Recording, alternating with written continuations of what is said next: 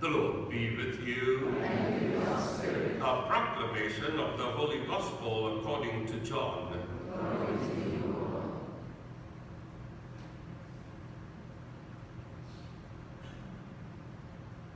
Martha said to Jesus, "If you had been here, my brother would not have died. But I know that even now, whatever you ask of God, He will grant you." "Your brother," said Jesus to her, "will rise again." Martha said, "I know He will rise again at the resurrection on the last day." Jesus said, "I am the resurrection and the life. If anyone believes in me, even though he dies, he will live.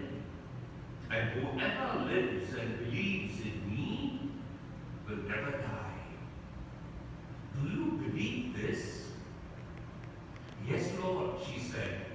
"I believe." Of this parish and the parish of the Holy Family, want to extend to you our deepest sympathies and condolences as you go through this painful moment of experiencing the death of someone who has been so much to you for so long, as a mother, a grandmother, a great-grandmother, auntie, relative, friend. Death is always a painful moment, however much we are ready and prepared for it. When it does come, it's always a painful moment because physically we miss the presence of that one we have loved for so long.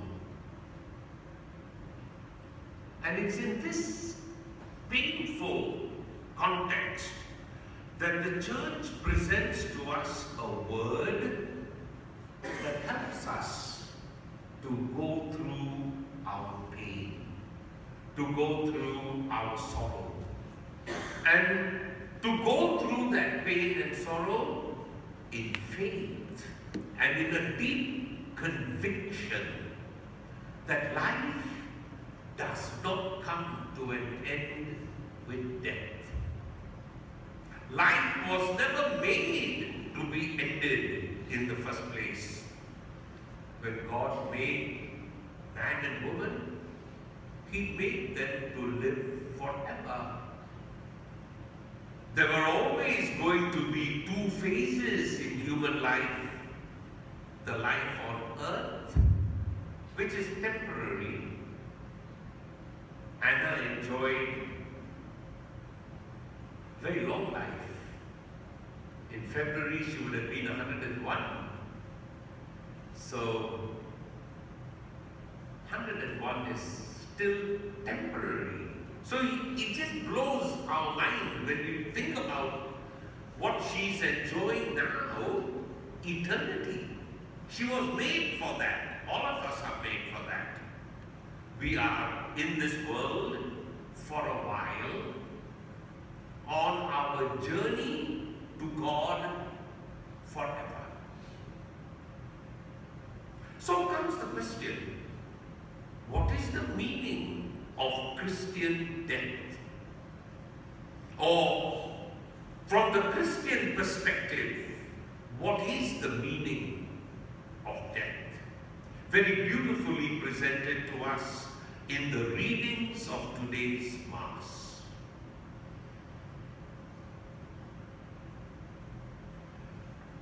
If you look at the first reading of today's Mass, St. Paul, the author of the Book of Wisdom, is saying that the souls of the virtuous are in the hands of God.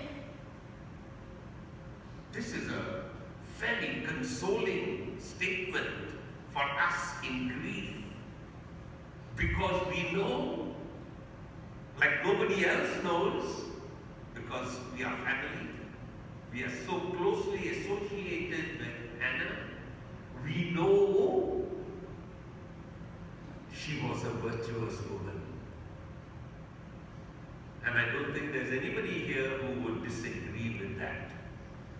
She was a virtuous woman. She was a woman who was truly human. She was a woman who had a deep sense of God.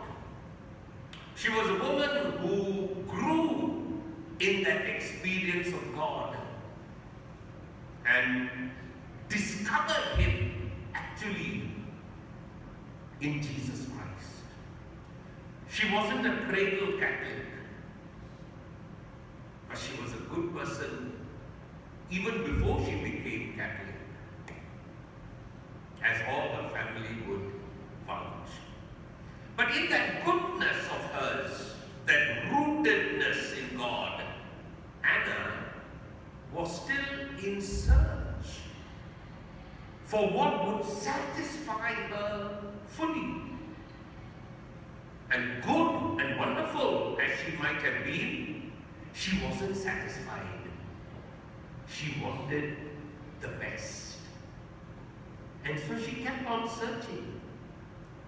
And she discovered Him, Jesus, to whom she gave her life some 40 years ago.